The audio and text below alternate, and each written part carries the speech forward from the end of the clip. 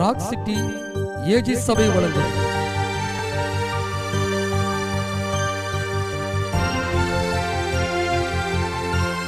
கிருபையும் சத்தியமும்.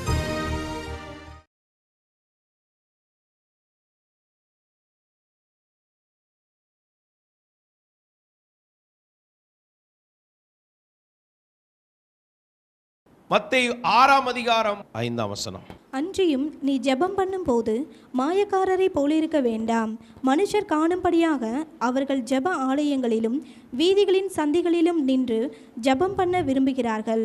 அவர்கள் தங்கள் பலனை அடைந்து தீர்ந்ததென்று மெய்யாகவே உங்களுக்கு சொல்லுகிறேன். ஜெபத்தில் தவிர்க்கப்பட வேண்டிய சில குறிப்புகளை நாம் பார்ப்போம். மாயக்காரரை போல மாயமாலம், நடிப்பு, பிறர் காண வேண்டும் என்பதற்காக தோற்றத்தின்படி ஜெபிக்கிற நிலைமை, இவைகள் தவிர்க்கப்பட வேண்டும். நம்முடைய ஜெபங்கள் உண்மை உள்ளதாக இருக்கணும். தேவன் விரும்புகிறார் இருதயத்தை பார்க்கிற பிதா. மனுஷன் முகத்தை பார்க்கிறான், தேவன் இருதயத்தை பார்க்கிறார். நடிப்பு வாழ்க்கையிலிருந்து நிஜ வாழ்க்கைக்குள் நாம் வர வேண்டும். அப்பொழுதுதான் தேவன் அதிலே பிரியப்படுவார். எனவே மாயம் பண்ணுதல், நடிப்பு இராதபடி நிஜமானதாக நம்முடைய ஜெபம் இருக்க வேண்டும். எனவே இவைகளில் நாம் இருப்போம் என்றால் நாம் நம்மை மாற்றிக்கொள்ள வேண்டும். மனுஷனுக்கு ஏற்ப தன்னை மாற்றிக்கொள்கிறது உலகம், மற்றவர்களுக்கு தக்க தன்னை மாற்றிக்கொள்கிறது. மக்களை எப்படி கவர் பண்ணுறது, மக்களை எப்படி பிரியப்படுத்துறது என்பதைத்தான் உலகம் செய்கிறது. ஆனால் நீங்களும் நானும் தேவ பிரியராக இருப்பதற்கு வேதம் கற்றுக் கொடுக்கிறது. எனவே நடிப்பிலிருந்து நிஜத்திற்குள் வர வேண்டும். மத்தேயு 6ஆம் அதிகாரம் 5ஆம் வசனம். அன்றியும் நீங்கள் ஜெபம் பண்ணும் போது அஞ்ஞானிகளைப் போல வீண் வார்த்தைகளை அளப்பாதேயுங்கள். அவர்கள் அதிக வசனிப்பினால் தங்கள் ஜெபம் கேட்கப்படும் என்று நினைக்கிறார்கள். அவர்கள் அதிக வசனிப்பினால் தங்கள் ஜெபம் கேட்கப்படும் என்று எண்ணுகிறார்கள். அதிக வசனிப்பு, வீண் வார்த்தைகளை அளப்புதல், இதில் 2 காரியங்கள் தவிர்க்கப்பட வேண்டியது இருக்கிறது. வீண் வார்த்தைகள் தவிர்க்கப்பட வேண்டும், அதிக வசனிப்புகள் தவிர்க்கப்பட வேண்டும். வீண் வார்த்தைகள் என்பது தேவையில்லாத வார்த்தைகள். இந்த இடத்துல இந்த வார்த்தை சொல்லியிருக்க அவசியமில்லை, அப்படிப்பட்டவைகளை பயன்படுத்துவது. நாம் பேசுகிற வார்த்தைகளை நாம் ஒவ்வொரு நாளும் பரிசோதித்து பார்க்க வேண்டியது அவசியமாக இருக்கிறது. அனுதினமும் அவைகளை நாம் சோதித்து பரிசோதித்து பார்க்கும்போது அதில் தேவையில்லாத வார்த்தைகள் நம்முடைய வாழ்க்கையிலே வரும். அவைகளை நாம் தவிர்க்க வேண்டும். நம்முடைய ஜெபத்திலே தேவையில்லாத வார்த்தைகள் நாம் குறைத்து கொள்ள வேண்டும். அதிக வசனிப்புகள், ஏதோ நிறைய சொல்லிட்டா ஆண்டவர் கேட்பார் என்று நாம் நினைக்கக்கூடாது. எலியாவின் ஜெபம் மிக சுருக்கமாக இருந்தது. நீர் தேவனாகிய கர்த்தர் என்று இந்த ஜனங்கள் அறியும்படி என்னை கேட்டருளும் என்று ஜெபம் பண்ணி முடித்த போது வானத்தில் இருந்த அக்கினி இறங்கி பலியை பட்சித்தது. எனவே நம்முடைய ஜெபங்கள் அதிக வசனிப்புகள் இருக்கக்கூடாது. சொல்ல வேண்டிய விஷயத்தை நேரடியாக நாம் தேவனிடத்திலே சொல்லி பழக வேண்டும். தேவையில்லாத வார்த்தைகளை சொல்லி அலப்பிக் கொண்டு இருப்பதிலே நாம் நம்மை திருத்தி கொள்ள வேண்டியது அவசியமாக இருக்கிறது. எதையாவது நிறைய மனசில் வந்ததெல்லாம் சொல்ல வேண்டிய அவசியம் இல்லை. நமக்கு இன்ன தேவை என்பதை நம்முடைய பரமபிதா அறிந்திருக்கிறார். பிள்ளைகளுக்கு இந்த நேரம் ஆகாரம் தேவை என்று தாய்க்கு தெரியும். அதே நேரத்தில் ஒரு வார்த்தை சொன்னால் போதும், பசிக்குதுன்னா போதும், உடனே வேண்டிய எல்லா ஆகாரம் வந்துவிடும். இதே போலத்தான் நம்முடைய பரமபிதா நமக்கு என்ன தேவை, என்னெல்லாம் தேவை, எப்பொழுது தேவை, எப்பொழுதெல்லாம் தேவை என்பதை அவர் அறிந்து நம்முடைய தேவைகளை சந்திக்கிற யெகோவா ஈரேயா இருக்கிறார். அதிக வசனிப்புகள் தவிர்க்கப்பட வேண்டும். லூக்கா 18ஆம் அதிகாரம் 12, 13 ஆகிய வசனங்களை வாசிக்கும் போது, வாரத்தில் 2 தரம் உபவாசிக்கிறேன், வாரத்தில் 2 முறை உபவாசிக்கிறேன், என் சம்பாத்தியத்தில் எல்லாம் தசமபாகம் செலுத்தி வருகிறேன் என்று, சம்பாத்தியத்தில் தசமபாகம் கொடுக்கிறேன் என்று தனக்குள்ளே ஜெபம் பண்ணினான். ஆயக்காரன் தூரத்திலே நின்று தன் கண்களையும் வானத்துக்கு ஏறெடுக்க துணியாமல் தன் மார்பிலே அடித்துக்கொண்டு தேவனே பாவியாகிய என்மேல் கிருபையாயிரும் என்றான். பாவியாகிய என்மேல் கிருபையாயிரும் என்று சொன்னான். அப்ப இந்த ஜெபத்துல பெருமைகள் தவிர்க்கப்பட வேண்டும். பெருமை பேசுகிறதா இருக்கணும். நான் வாரத்தில் 2 நாள் உபவாசம் பண்ணுகிறேன், நான் தசமபாகம் கொடுக்கிறேன், இதெல்லாம் ஸ்தோத்திரம். ஆண்டவருக்கு தெரியாதா? நம்ம சொன்னாலும் தெரியும், சொல்லாட்டாலும் தெரியும். இந்த பெருமைகள் மாற வேண்டும், பெருமைகள் தவிர்க்கப்பட வேண்டும். அவைகள் நம்முடைய ஜெபத்தில் இருக்கக்கூடாது. நம்மை பற்றியே ஒன்றும் தெரியாத ஒரு நபருக்கு சொல்லுவது போல் நாம் ஜெபத்தில் இருக்கக்கூடாது. எல்லாம் தெரிந்தவரிடத்தில் தான் நாம் வேண்டுதல் செய்கிறோம். அல்லேலூயா. ஒன்றும் தெரியாத நபருக்கு சொல்லும்போது தான் ஒன்று ஒன்றா சொல்லி கொடுக்க வேண்டியிருக்கும். ஒரு புரிந்து கொள்ளுதலுக்காக சொல்ல வேண்டும். சில காரியங்களை நம்மை பற்றி நாம் அறிமுகம் செய்ய வேண்டியிருக்கிறது. பிறர் ஒருவேளை நம்மை அறிமுகப்படுத்தி வைக்கலாம், இல்லை என்றால் நாமே நம்மை பிறருக்கு அறிமுகப்படுத்தலாம். அறிமுகம் என்பது வேற. ஆனால் இங்கே பெருமையான ஜெபங்கள், தேவன் பெருமையுள்ளவனுக்கு எதிர்த்து நிற்கிறார், தாழ்மையுள்ளவர்களுக்கோ கிருபை கொடுக்கிறார். பெருமையான வார்த்தைகள் தவிர்க்கப்பட வேண்டும். அனைத்து பெருமைகளும் தவிர்க்கப்பட வேண்டும். தேவனுக்கு மகிமை உண்டாக நாம் செயல்படுகிறவர்களாக இருக்க வேண்டியது அவசியமாக இருக்கிறது. நம்முடைய ஜெப வாழ்க்கையை நாம் திரும்பி பார்க்க வேண்டும். அவைகளிலே பெருமைகள் இருக்கிறதா, நம்மை அறியாமலே பெருமைகள் அவைகளிலே இருக்கிறதா என்பதை நாம் பரிசோதித்து பார்த்து அவைகளை சரிப்படுத்த வேண்டியது அவசியமாக இருக்கிறது. மார்க்கு 11ஆம் அதிகாரம் 25ஆம் வசனத்தை வாசிக்கும் போது, நீங்கள் நின்று ஜெபம் பண்ணும்போது ஒருவன் பேரில் உங்களுக்கு யாதொரு குறை உண்டாயிருக்குமானால் பரலோகத்தில் இருக்கிற உங்கள் பிதா உங்கள் தப்பிதங்களை உங்களுக்கு மன்னிக்கும்படி அந்த குறையை அவனுக்கு மன்னியுங்கள். ஸ்தோத்திரம். ஜெப நேரங்களிலே மனஸ்தாபங்கள் தவிர்க்கப்பட வேண்டும். பிறர் மேலே நமக்கு ஏதாவது மனஸ்தாபங்கள் இருக்கும். சிலர் நம்மை வருத்தப்படுத்தியிருப்பார்கள், செயல்களால் வருத்தப்படுத்தியிருப்பார்கள், பேச்சினால் வருத்தப்படுத்தியிருப்பார்கள், அவருடைய காரியங்கள் நம்மை வருத்தப்படுத்தியிருக்கலாம். அந்த மனஸ்தாபத்தோடு தேவ சமூகத்தில் இராதபடி அந்த மனஸ்தாபத்தை நாம் விட்டுவிட வேண்டும். மீண்டும் அந்த வசனத்தை வாசிங்க. நீங்கள் நின்று ஜெபம் பண்ணும்போது, நீங்கள் ஜெபம் பண்ணும்போது ஒருவன் பேரில் உங்களுக்கு யாதொரு குறை உண்டாயிருக்குமானால், மற்றவர்கள் மேல ஏதாவது குறை நமக்கு இருக்கும் என்றால் பரலோகத்தில் இருக்கிற உங்கள் பிதா உங்கள் தப்பிதங்களை உங்களுக்கு மன்னிக்கும்படி அந்த குறையை அவனுக்கு மன்னியுங்கள். ஸ்தோத்திரம். யார் மேலேயாவது மனஸ்தாபங்கள் இருக்கும் என்றால், குறை இருக்கும் தெரிஞ்சா நம்ம உடனே நினைக்கணும், ஏன் குறைகளை பரலோகத்தில் இருக்கிற பிதா மன்னிக்கிறார், நானும் அவர்களுடைய குறைகளை மன்னிக்கிறேன். அல்லேலூயா. எனவே ஏதாவது குறைகள் இருந்துச்சுன்னா அதை ஒரு இஷ்யூவாக கொண்டு வந்து தேவன்கிட்ட கொண்டு போய் சொல்லாதபடி அந்த குறைகளை உடனே மன்னிச்சிட்டோம்னா அதுக்கு ஒரு முற்றுப்புள்ளி வந்துடுது. மன்னிக்காத வரைக்கும் அது பின்தொடர்ந்து கொண்டே இருக்கும். எப்போ மன்னிக்க மனசு வரும்? பரமபிதா என் தப்பிதங்களை மன்னிக்கிறார், பரமபிதா என் குறைகளை மன்னிக்கிறார், ஸ்தோத்திரம், என் கடன்களை மன்னிக்கிறார், கிறிஸ்து மன்னித்தது போல, கிறிஸ்துவுக்குள் தேவன் மன்னித்தது போல என்றெல்லாம் வேதத்திலே வசனம் இருக்கிறது. இப்போ மன்னிக்கப்படுகிற நான், மன்னிப்பை பெற்றுக்கொள்ளுகிற நான், தேவனிடத்தில் மன்னிப்பை பெற்றுக்கொள்ளுகிற நான், மற்றவர்களுடைய குறைகளையும் நான் மன்னிக்க நான் கடமைப்பட்டவனாக இருக்கிறேன்.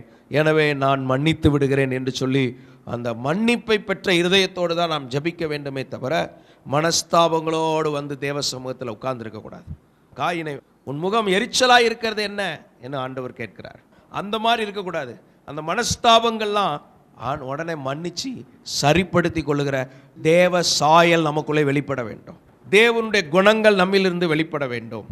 ஆண்டவருக்கு மகிமை. யூதா 1ஆம் அதிகாரம் 9ஆம் வசனத்தை வாசிக்கும் போது, பிரதான தூதனாகிய மிகாவேல் மோசேயினுடைய சரீரத்தை குறித்து பிசாசனுடனே தர்க்கித்து பேசின போது அவனை தூசணமாய் குற்றப்படுத்த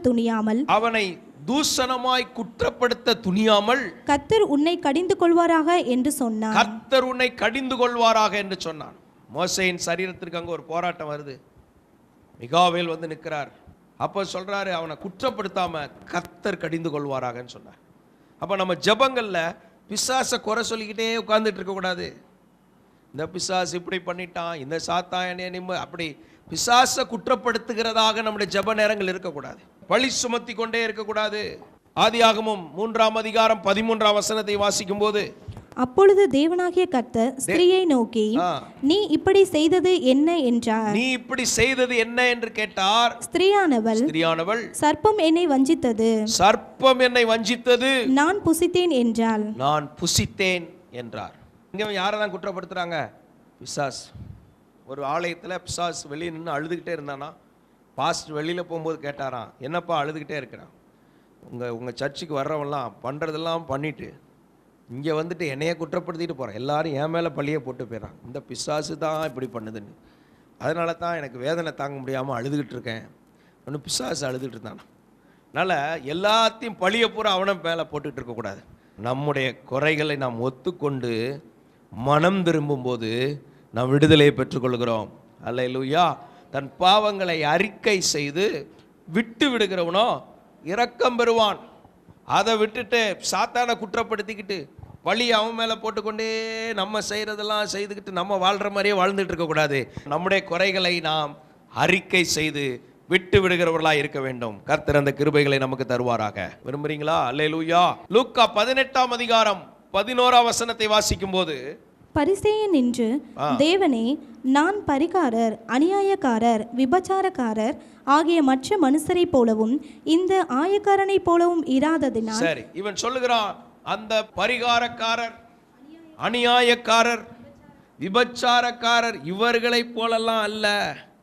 தன்னைத்தானே புகழ்ந்து கொண்டு, தன்னைத்தான் புகழ்வது புகழ்ச்சி அல்ல, கர்த்தரால் புகழப்படுகிறவனே உத்தமன். கர்த்தரால் புகழப்படுகிற நிலைக்கு தான் நம்ம வரணுமே தவிர, நானே ஆண்டவரே நான் காலையில எல்லாம் எழுந்தேன், நான் உமக்காக இதை செய்தேன் அதை செய்தேன் என்கிற அடிப்படையில் அல்ல. நம் ஒவ்வொருவரும் தன்னைத்தானே புகழ்கிறதாக நம்முடைய ஜெப நேரங்கள் இருக்கக்கூடாது. தேவனுக்கு முன்பாக நம்மை மனத்தாழ்மையோடு நடக்க பழகினவர்களாய் நாம் இருக்க வேண்டும். தேவனுக்கு முன்பாக மனத்தாழ்மையோடு நடக்க வேண்டும். நம்மையே புகழ்ந்து கொண்டு இருக்கிற புகழ்ச்சியாக இருக்கக்கூடாது. நம்மை புகழ்கிற நேரமாக இருக்கக்கூடாது. ஜெப நேரங்கள் அவைகளெல்லாம் தவிர்க்கப்பட வேண்டும். ஜெபங்களில் எவைகள் தவிர்க்கப்பட வேண்டும் என்பதைத்தான் நாம் பார்த்து கொண்டிருக்கிறோம். நம்ம பற்றியே பெருசாக பேசி கொண்டு இருக்கக்கூடாது. நாம் கவனமாக இருக்க வேண்டும். யாத்ராமத்தின் புஸ்தகம் 4ஆம் அதிகாரம் 13ஆம் வசனத்தை வாசிக்கும் போது, அதற்கு அவன், ஆண்டவரே, நீர் அனுப்ப சித்தமாயிருக்கிற யாரையாகிலும் அனுப்பும் என்றான். எங்கே மோசையை பற்றி சொல்லப்பட்டிருக்கு, நீர் யாரையாவது அனுப்பும், உமக்கு சித்தமாயிருக்கிற யாரையாவது அனுப்பும். தேவனுக்கே ஆலோசனை கொடுக்குற ஆளாக மாறிட்டாங்க.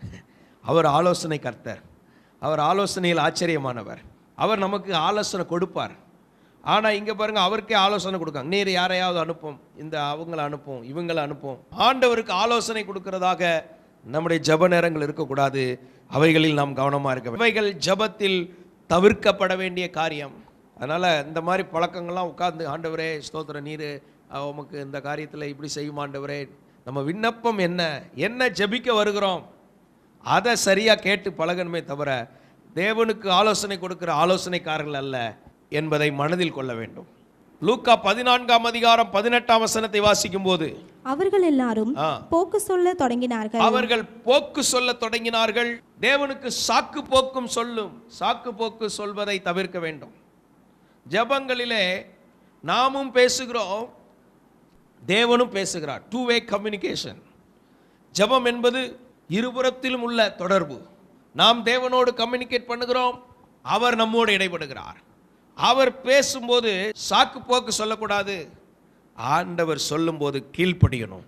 கர்த்தாவே சொல்லும் அடியேன் கேட்கிறேன் என்ற இடத்திற்கு நாம் உடனே செவி கொடுக்கிறவர்களாக இருக்க வேண்டும். அப்போஸ்தலனாகிய பவுல் சொல்லும்போது, நான் மாம்சத்தோடு யோசனை பண்ணாமல், நான் மனசோடு யோசனை பண்ணாமல், இரத்தத்தோடு யோசனை பண்ணாமல், மாம்சத்தோடு இரத்தத்தோடு யோசனை பண்ணலை, கர்த்தர் சொன்னார் நீ கேட்கிற. ஆண்டவர் இன்றைக்கு நிறைய காரியங்களை நமக்கு சொல்லுவார்.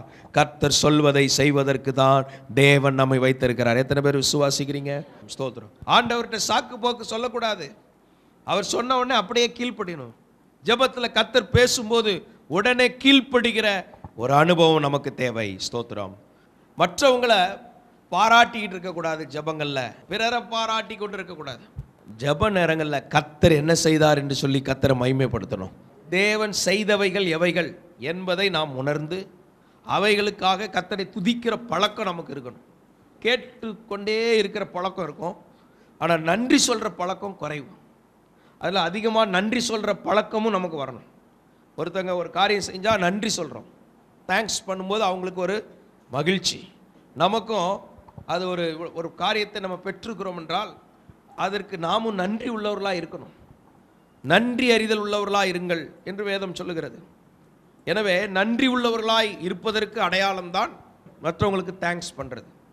இதே போலத்தான் தேவன் செய்த நன்மைகளை நினைத்து அவரை துதிக்க வேண்டுமே தவிர ஜெப நேரத்தில் என்ன செய்யக்கூடாது, மற்றவங்களை புகழ வேண்டாம், பாராட்ட வேண்டாம். மத்தேயு 6ஆம் அதிகாரம் 16ஆம் வசனத்தை வாசிக்கும் போது, நீங்கள் உபவாசிக்கும் போது மாயக்காரரை போல முகவாடலாய் இராதேயுங்கள். ஜெப நேரங்களிலே முகவாடல் இருக்கக்கூடாது. நல்லா ஸ்தோத்திரம், ரிஃப்ரெஷ் பண்ணி வரணும். ஒரு மாதிரி எப்படி இருக்கீங்க, அது நான் உபவாச ஜெபத்துக்கு போகிறேன், உபவாச ஜெபத்துக்கு போயிட்டு வர்றேன். ஆமாம், நீங்கள் போயிட்டு வர்றதை பார்த்தாலே தெரியுது, ரொம்ப முகவாடலாக இருக்கீங்க, வாடி போய் சோர்ந்து போய். நம்முடைய உபவாசம் தேவனுக்கு தெரிஞ்சால் போதும். நம்ம யாருக்கு முன்பாக ஜெபிக்க வருகிறோம்? தேவனுக்கு முன்பாக தான் ஜெபிக்க வர்றோம், மனுஷங்களுக்கு முன்பாக அல்ல. எனவே மனுஷங்களுக்கு முன்பாக நம்ம முகவாடலாக காண்பிக்க வேண்டாம். மனுஷங்களுக்கு முன்பாக மகிழ்ச்சியாக இருங்க. ஹல்லேலூயா. மனுஷங்க நம்ம துக்க முகத்தை பார்க்கறதுனால ஏதாவது நல்லது நடக்க போகுதா? இல்லை. தேவனுக்கு முன்பாக தாழ்த்தலாம். சிறுமைப்படுத்த தொடங்கின நாள் முதற்கொண்டே உன் வேண்டுதல், உன் ஜெபம் கேட்கப்பட்டது. தூதனை கர்த்தர் அனுப்பிட்டார். எனவே மனுஷனுக்கு முன்பாக முகவாடலாய் வெறுமையா அப்படி இராதபடி மனுஷங்களுக்கு முன்பாக சந்தோஷமா இருக்க பழகணும். ஹல்லேலூயா. ஆண்டவருக்கு மகிமை உண்டாவதாக. முகவாடல் தவிர்க்கப்பட வேண்டும். ஸ்தோத்திரம். லூக்கா 18:11 வாசிக்கும் போது, பரிசேயன் நின்று, தேவனே, நான் பரிகாரர். ஏற்கனவே கேட்ட பகுதி தான். சுய நீதியையே வெளிப்படுத்துகிறான், தன்னையே நீதிமானாக்குகிறான். உங்களை என்னை நீதிமானாக்குகிறவர் கர்த்தர். அல்லேலூயா. நான் ரொம்ப சரி, நான் ரொம்ப சரி, நான் ரொம்ப சரிங்கிறத நம்மை அறியாமலே நாம் சொல்லுவோம். ஏனென்றால் யாராவது ஒருவர் நம்மை சரியில்லை என்று சொன்னால் உடனே நமக்குள் இருந்து சுயம் எழும்பும். சுயம் எழும்பி சுய நீதியை நாம் பேசுவோம்.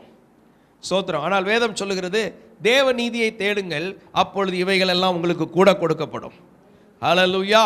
ஸ்தோத்திரம். இயேசுவை கிறிஸ்துவானால் சிலுவையிலிருந்து இறங்கி வா, உன்னையும் ரட்சி, எங்களை ரட்சித்துக்கொள், இதெல்லாம் வந்தது. ஸ்தோத்திரம். அவருக்கு உடனே சுயம் அங்கே இல்லை. சுயம் இருந்துச்சுன்னா என்ன ஆகும்? உடனே சிலுவையிலிருந்து வெளியே வர்றதுக்கு தான் பிரயாசப்பட்டே அப்படின்னு வரும். ஆனால் அது வரலை. ஸ்தோத்திரம். நமக்குள்ள சுயங்கள் எழும்பக்கூடாது. சுய நீதியை வெளிப்படுத்தும் இடமல்ல, தேவ நீதியிலே வாழ்வதற்கு ஒப்பு கொடுப்பது தான் ஜெபம். அல்லேலூயா.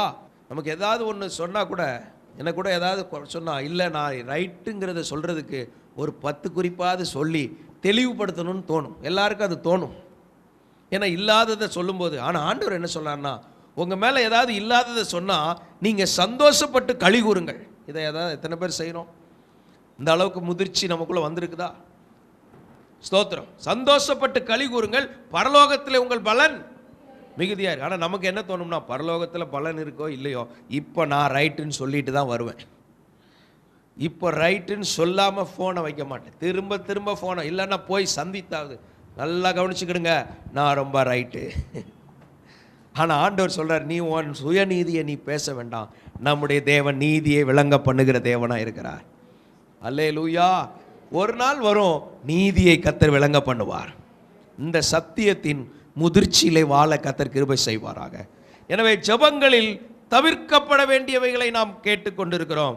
இவைகளெல்லாம் நம்ம ஜெப வாழ்க்கையில் இராதபடி தேவன் விரும்புகிற ஜெபம் செய்ய கர்த்தர் கிருபை தருவாராக. ஹல்லேலூயா. யாக்கோபு 5ஆம் அதிகாரம் 13ஆம் வசனத்தை வாசிக்கும் போது, உங்களில் ஒருவன் துன்பப்பட்டால் ஜெபம் பண்ண கடவன், ஒருவன் மகிழ்ச்சியாய் இருந்தால் சங்கீதம் பாட கடவன். ஒருவன் துன்பப்பட்டால் ஜெபம் பண்ண கடவன். நம்ம கஷ்டம் வந்தால் நம்ம ஜெபம் பண்ணணுமா? நெருக்கம் வந்தால் ஜெபம் பண்ணணுமா? எனக்கெல்லாம் சில காரியங்கள் ஏதாவது ரொம்ப வருத்தமாக இருந்துச்சுன்னா உடனே 2-3 நாள் ஸ்பெஷல் ப்ரேயர் ஜெபம் பண்ணி ஆவிக்குள்ளெல்லாம் போய் கர்த்தருடைய வசனத்துக்குள்ளெல்லாம் வந்து ஆண்டவர் நம்மோடு இடைப்பட ஆரம்பித்தா பழைய அந்த சிந்தெல்லாம் மாறி புது நபராக கர்த்தர் மாற்றிடுறார். விசுவாசிக்கிறீங்களா? ஸ்தோத்திரம். யாரோ ஜெபிக்கட்டும், எனக்கு என்ன? நீங்கள் ஜெபம் பண்ணணுமா? யாரு? துன்பப்படுகிறவங்க ஜெபம் பண்ணணும். நம்ம துன்பப்பட்டா நம்ம ஜெபிக்கிறவங்களா மாறணும். பிறர் ஜெபிக்கட்டும், பாஸ்டர் ஜெபிக்கட்டும், சபை ஜெபிக்கட்டும், பெற்றோர் ஜெபிக்கட்டும், மற்றவர்கள் ஜெபிக்கட்டும் என்று போகாமல் நாம் ஜெபிக்கிறவர்களாய் மாற வேண்டும். ஹல்லேலூயா. Price the Lord. ஜெபங்களில் தவிர்க்கப்பட வேண்டியது, யாரோ ஜெபிக்கட்டும் என்று சும்மா இருந்து விடக்கூடாது. நான் தான் ஜெபம் பண்ண வேண்டும். ஹல்லேலூயா. நம்ம தான் ஜெபிக்கணும். நம்ம அரியரை நம்ம தான் கிளியர் பண்ணணும். நமக்காக இன்னொருவர் சாப்பிட முடியுமா? நம்ம தான் சாப்பிட்றோம். வயிற்றில் குழந்தை இருக்கும்போது அந்த குழந்தைக்காக தாய் சாப்பிட்லாம். அதுக்கப்புறம் குழந்தை பிறந்ததுக்கப்புறம் அந்த குழந்தை தான் சாப்பிடணும். ஐயோ அது இப்போந்தான் பிறந்துச்சு, அதுக்காகவும் அம்மா சாப்பிட முடியாது, அதுக்காக டாக்டர் சாப்பிட முடியாது, அதுக்காக அந்த குழந்தை தான் சாப்பிடணும். அது உயிரோடு இருக்கிற நாள் வரைக்கும் அதுதான் சாப்பிடணும். இதே போல தான் நமக்கு நாம் ஜெபம் பண்ண வேண்டும். எனக்காக நான் ஜெபம் பண்ண வேண்டும். அதனால தான் இயேசு சொன்னார், நீங்கள் ஆளாதீங்க, எனக்காக உங்களுக்காகவும் உங்கள் பிள்ளைகளுக்காகவும் ஆளுங்க, ஜெபிங்க. உங்களுக்காக நீங்கள் தான் ஜெபிக்கணும், என் குடும்பத்துக்காக நான் தான் ஜெபிக்கணும். அப்போ அந்த பொறுப்பை உணரும் போது நம்ம ஜெபிக்கிறவங்களா மாறிடுறோம். பொறுப்பை உணர்ந்து செயல்படுகிற கிருபைகளை கர்த்தர் தருவாராக. பிறர் ஜெபிக்கட்டும் என்று நாம் சும்மா இருக்கக்கூடாது, நாம் ஜெபிக்கிறவர்களா இருக்க வேண்டும். 2 தீமோத்தேயு 4ஆம் அதிகாரம் 4ஆம் வசனத்தை வாசிக்கும் போது, சத்தியத்துக்கு செவியை விலக்கி கட்டுக்கதைகளுக்கு சாய்ந்து போகும் காலம் வரும். கட்டுக்கதைகளில் போய் சாஞ்சிடக்கூடாது, கவர்ச்சியான திட்டங்களில் போய் மாட்டிக்கிடக்கூடாது. தேவனுக்கு நமக்கு உள்ள அந்த உறவு சரியாக இருக்கணும். இந்த காலம்லாம் நிறைய அட்ராக்ஷன் நிறைய போகுது. பிசாசு எப்படி முதல் தந்திரம் என்ன பயன்படுத்தினானோ, எங்கே கவர்ச்சி இருக்குன்னு பார்த்து ஏவாளை கவிழ்த்தானோ அதே மெத்தடை தான் இப்பவும் வச்சுருக்கிறான். இப்பவும் யாரை எப்படி அட்ராக்ட் பண்ணலாம், ஒரு வாலிபனை எப்படி அட்ராக்ட் பண்ணலாம், வாலிப பிள்ளை எப்படி அட்ராக்ட் பண்ணலாம், ஆண்களை எப்படி அட்ராக்ட் பண்ணலாம், பெண்களை எப்படி அட்ராக்ட் பண்ணலாம், இதான் சாத்தானுடைய திட்டம். கவர்ச்சிகளான காரியங்களில் போய் மாட்டிக்க கூடாது. ஆவிக்குரிய கவர்ச்சிகளை பிசாசு கொண்டு வருகிறான். இவைகளில் சிக்கிக்கொள்ளாதபடி இதெல்லாம் தவிர்க்கப்படணும். நம்ம உண்மையா ஜெபிக்கிற ஜெபம், அந்த ஜெப வாழ்க்கை, அவைகளில் நாம் நிலைத்திருக்க கர்த்தர் கிருபை தருவாராக. Praise the Lord. மத்தேயு 26:40-41 வாசிக்கும் போது, பின்பு அவர் சீசர்களிடத்தில் வந்து அவர்கள் நித்திரை பண்ணுகிறதை கண்டு பேதுருவை நோக்கி, நீங்கள் 1 மணி நேரமாவது என்னோட கூட விழித்திருக்க கூடாதா? ஜெப நேரத்தை அசட்டை செய்யக்கூடாது. ஜெபத்தில் என்ன செய்யக்கூடாது, தூங்கக்கூடாது. இயேசு நடத்தின இரவு ஜெபத்தில் புதுசாக விசுவாசிகள் அங்கே கிடையாது. இயேசு நடத்தின இரவு ஜெபத்தில் 12 பேர் தான் உட்கார்ந்துருந்தாங்க. ஆனால் பார்த்தீங்கன்னா கொஞ்ச நேரத்தில் எல்லாம் தூங்க ஆரம்பிச்சிட்டாங்க. ஏன்னா அவங்க யாரும் பரிசுத்தாய் பெறல. நான் அதனால் திருப்தி அடைஞ்சிக்கிறேன். இயேசு நடத்தின ஜெபத்திலே தூங்குனாங்க, நம்ம நடத்துகிற ஜெபத்தில் 1-2 அப்படி வெட்டினா என்ன பெருசாக தெரியலன்னு நினச்சிக்கிறேன். ஆனாலும் ஜெபத்தை அசட்டை செய்யக்கூடாது. ஜெப நேரத்தை என்ன செய்யக்கூடாது, அதை அசட்டை பண்ணக்கூடாது. அதுக்கப்புறமும் கர்த்தர் நம்மோடு இடைப்படுவார். நல்லா தூங்கும்போது ஆண்டவர் என்னோடு நிறைய பேசிக்கிட்டே இருப்பார். நேற்று மத்தியானம் கூட ஒரு பெரிய வெளிச்சம், அப்படியே ஐயோ அந்த வெளிச்சம் உதிச்சிச்சுன்னா ஆளுக்கு ஒரு திருச்சியே மாறிடும். புது அனுபவம் அது. இப்படி நிறையா அனுபவங்களை கர்த்தர் கொடுப்பார். தூக்கத்துலேயும் கொடுப்ப. உடனே எந்திரிச்சு உட்காந்து ஜெபம் பண்ண ஆரம்பிச்சிடுவேன். அது நான் இப்போ தான் தூங்கினேன், அலைஞ்சிட்டு தூங்கினேன். ஆண்டவர் இடைப்பட்டார்னா எங்கேயோ விஷயம் இருக்குது, பரலோகம் செயல்படுதுன்னு அர்த்தம். பரலோகம் செயல்படும்போது அதோட இணைஞ்சிக்கிடணும். ஆமென். பரலோகம் செயல்பட்டு போட்டுன்னு நினச்சிடக்கூடாது, உடனே இணைஞ்சிடணும். அதனால் ஜெபத்தை அசட்டை செய்யக்கூடாது. இரவு ஜெபம் கிடையாது, அதிகாலை ஜெபம் கிடையாது, பகல் ஜெபம் கிடையாது, குடும்ப ஜெபம் கிடையாது அப்படின்னு இருந்தால் எப்படி இருக்கும் பாருங்க. நம்ம அதனால் அவங்கள குற்றப்படுத்த முடியாது, உணர்த்துறோம். ஒரு போதகருடைய கடமை ஜனங்களை உணர்த்துவது. ஸ்தோத்திரம். ஜனங்களை ஜெபிக்க என்கரேஜ் பண்ணுறது. அவங்கள குற்றப்படுத்தாமல் அவங்கள தூக்கி விடுற வேலை தான் சபைக்கு கர்த்தர் வைத்திருக்கிறார். நம்ம யாரையும் எதிர்மறையாக பேசவே கூடாது. எல்லாரும் என்ன செய்யணும், உற்சாகப்படுத்தி அவங்கள தூக்கி கொண்டு வர்ற வேலையை தான் கர்த்தர் வைத்திருக்கிறார். எதிர்மறையாக எடுத்த உடனே எதிர்மறையாக குற்றப்படுத்தி அவங்க இருதயத்தை சுக்கா நொறுக்கி அதெல்லாம் நிறுத்திட்டு காயம் கட்டுகிற வேலையை கர்த்தர் வைத்திருக்கிறார். தூக்கி நிறுத்துகிற வேலையை கர்த்தர் வைத்திருக்கிறார். வாகனங்களை சுய வாகனத்தில் ஏற்றி பாதுகாப்பான இடத்துல கொடுத்து ஸ்பெண்ட் பண்ணணும், பணத்தை செலவு பண்ணுற இடத்துல தான் கர்த்தர் நம்மை வைத்திருக்கிறார். விசுவாசிக்கிறீங்களா? அவனுக்கு டீ குடிக்க கூட காசு இல்லாமல் தான் உட்கார்ந்துருக்கிறான். உங்களுக்கும் எனக்கும் ஆண்டவர் அவனுக்கு கொடுக்கறதுக்கு திராட்சை ரசத்தை கொடுத்துருக்கிறார், எண்ணெயை கொடுத்துருக்கிறார். அல்லேலூயா. சுய வாகனத்தை கொடுத்துருக்கிறார். Price the Lord. ஸ்பெண்ட் பண்ண மணி, பணத்தை கொடுத்துருக்கிறார். என்னெல்லாம் கொடுக்க வச்சிருக்கிறார் பார்த்தீங்களா? கேரிங் ஹார்ட், பராமரிக்கிற இருதயத்தை கொடுத்துருக்கிறார். அடுத்து சொல்றார், இனியும் செலவாச்சுன்னா வரும்போது தருவேன். சோத்திரம். நமக்குள்ள இருக்க வேண்டியதெல்லாம் ஸ்பெண்ட் பண்ணணும். திராட்சை ரசம், எண்ணெய் எல்லாம் பரிசுத்தாவின் அனுபவத்துக்குள்ள ஆட்களை கொண்டு வரும்போது அவங்க ஹீல் ஆயிடுவாங்க. ஏன் ஆலயத்துக்குள்ளே வரும்போது இங்கே வந்து ஆராதனையில் வந்து பாடினதே பாடுவோம், ஆழமாக பாடுவோம், கர்த்தர் எல்லாரையும் தொடணும்னு பாடுவோம். ஆராதனையில் சிலர் ஒரு பாட்டிலே நேரம் போயிடுது. ஏன்னா கடைசி நபர் வரைக்கும் தொடப்படணும். அப்போ அந்த கிருபை இறங்கிக்கிட்டே இருக்கும். அந்த திராட்சரசமும் அந்த எண்ணெயும் ஜனங்களுக்குள்ளே இறங்க இறங்க சாத்தான் காயப்படுத்தியாக்கும் ஆட்களை சிலர் அனுப்பியிருப்பான். இயேசு குணமாக்கி அனுப்புவார்.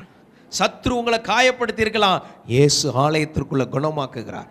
ஆராதனை நேரத்தில் குணமாக்குகிறார். வசனத்தை கேட்கும்போது குணமாக்குகிறார். ஹல்லேலூயா. டிவைன் ஹீலிங் அங்கே நடக்குது. ஒரு தெய்வீக சுகமளிக்கும் வல்லமை வெளிப்படுது. பிரசங்கம் கேட்கும் போதே அந்த அற்புத வல்லமை வெளிப்படுது. அப்படிப்பட்ட கிருபை அங்கே வெளிப்படுது. இதெல்லாம் கர்த்தர் செய்கிற காரியங்கள். அல்லேலூயா. கர்த்தர் நம்ம கொடுத்த வாகனம் எல்லாம் 108. அடுத்தபடியாக ஸ்பெண்ட் பண்ணுறான். மணி ஸ்பெண்ட் பண்ணணும். ரட்சிக்கப்பட்ட மணி பர்ஸ் ரட்சிக்கப்படாமல் நிறைய பேர் ரட்சிக்கப்பட்டிருப்பாங்க. பிசினியாக இருப்பாங்க. கை மட்டும் பைக்குள்ளே போகும். வெளியே மோசை கையெடுத்த மாதிரி தான் இருக்கும். மோசை கையெடுத்த போது பார்த்தீங்கன்னா குஷ்டரோகம் இருந்தது. திரும்ப காணிக்க பை போனதுக்கப்புறம் திரும்ப எடுத்தால் நார்மலாக மாறிடும். அப்படின்னா என்னென்னா அந்த நேரம் மனசு வராது. அப்படி இருக்கக்கூடாது. அப்போ நம்ம ஸ்பெண்ட் பண்ணணும். எங்கே காயப்பட்டு ஜனங்கள் கிடக்கிறாங்களோ தேவராஜ்யத்தில் ஸ்பெண்ட் பண்ணும்போது அது ஒரு பெரிய ஆசீர்வாதத்தை கொண்டு வருது. அல்லேலூயா. தவிர்க்கப்பட வேண்டியது என்ன? ஜெப நேரத்தை அசட்டை பண்ணக்கூடாது. சங்கீதம் 26:4 வாசிக்கும் போது, வீணரோடு நான் உட்காரவில்லை, வீணரோடு உட்கார்ந்திருக்க மாட்டேன், வஞ்சகரிடத்தில் நான் சேருவதில்லை, வஞ்சனை பண்ணுகிறவிடத்தில் நான் சேர மாட்டேன், பொல்லாதவர்களின் கூட்டத்தை பகைக்கிறேன். ஜெபத்துல என்னெல்லாம் அவாய்ட் பண்ணப்படணும்? பொல்லாதவர்களின் கூட்டத்தை பகைக்கிறேன், துன்மார்க்கரோடு உட்காரேன், துன்மார்க்கரோடு உட்காரேன். அப்ப நம்ம பர்ஸ் யாரோடு பழகுறோம் ரொம்ப முக்கியம். ஃப்ரெண்ட்ஸ் வட்டாரம் ரொம்ப முக்கியம். பரியாசக்காரர், துன்மார்க்கர், இந்த மாதிரி வட்டத்தில் போய் சிக்கி கொள்ளக்கூடாது. நம்முடைய ஜெப நேரத்தை நாம் வீணடிக்க கூடாது வீணர்களோட. அல்லேலூயா. சில ஜெபத்துக்குன்னு வந்துட்டு பேச ஆரம்பிச்சிருவாங்க. ஜெபம்னா ஜெபந்தான். பெரியாள் சின்னாள் அங்கே கிடையாது. எல்லா தேவ சமூகத்தில் அவருடைய பிள்ளைகளாக இருக்கிறோம். ஜெபம் பண்ணுகிற பழக்கம் நம்மிலே வளருவதாக. 2 கொரிந்தியர் 2:11. சாத்தானாலே நாம் மோசம் போகாதபடிக்கு அப்படி செய்தேன். அவனுடைய தந்திரங்கள் நமக்கு தெரியாதவைகள் அல்லவே. ஸ்தோத்திரம். சாத்தானுக்கு இடம் கொடுக்க கூடாது. பிசாசுக்கு இடம் கொடுத்துட்டா அவன் நம்ம சிந்தனை ஆட்கொண்டு அவன் பாதைக்கு கூட்டு போயிடுவான். எச்சரிக்கை. ரோமர் 1:21. அவர்கள் தேவனை அறிந்தும் அவரை தேவனென்று மகிமைப்படுத்தாமலும் ஸ்தோத்தரியாமலும் இருந்து தங்கள் சிந்தனைகளினாலே வீணரானார்கள். சிந்தனை உலகத்தில் போய் தகவல் தொடர்பு சாதனங்கள் சுற்றி 4 ஃபோனை வச்சுட்டு ஜபத்துக்கு உட்காந்தா எப்படி இருக்கும் சொல்லுங்க? ஒரு Facebook, WhatsApp, phone, daddy phone, mummy phone, வீட்டுக்குன்னு ஒரு ஃபோனு, பிள்ளைகள் எல்லாம் சுற்றி குடும்ப ஜபத்தில் இவ்வளோ இருக்கும். தகவல் தொடர்பு சாதனங்களை ஜெபத்தில் நாம் வைக்கக்கூடாது, தவிர்க்கப்பட வேண்டும். இன்றைக்கு இவைகளை எல்லாம் சரிப்படுத்தி நம்முடைய ஜெப வாழ்க்கையில் இன்னும் அடுத்த கட்ட வளர்ச்சி அடைய கர்த்தர் கிருபை தருவாராக. ஜெபங்களில் தவிர்க்கப்பட வேண்டியவைகளை நாம் கேட்க கர்த்தர் உதவி செய்தார். அப்படியே வலதுகரத்தை உயர்த்தி ஜெபிப்போம். பரிசுத்த பிதாவே, நீர் எங்களோடு பேசின நல்ல வார்த்தைகளுக்காக ஸ்தோத்திரம். எங்கள் ஜெபங்களிலே நாங்கள் தவிர்க்கப்பட வேண்டியதை குறித்த ஒரு அறிவை எங்களுக்கு நீர் வெளிப்படுத்தினதுக்காக ஸ்தோத்திரம். இந்த வசனங்களின்படி இவைகளை தவிர்த்து உங்களுடைய ஜெப நேரங்கள் இன்னும் தரமுள்ளதா இருப்பதற்கு கர்த்தர் நீர் உதவி செய்வீராக. இந்த செய்தியை தொலைக்காட்சியில் கேட்கிற நம்முடைய பிள்ளைகளுக்குள்ளும் rock city AG church service timing Sunday morning 5 a.m., 7 a.m., 9 a.m. and 11 a.m. Evening 6:30 p.m. Branch Church AG Blessing Center. Sunday morning service 9 a.m. near Ariyamangalam EB Office Street, Thidir Nagar Road. Our address AM Plaza, number 8/1, second floor, opposite Sidambaram Mahal, Trichy 620002. Cell phone 9976607364.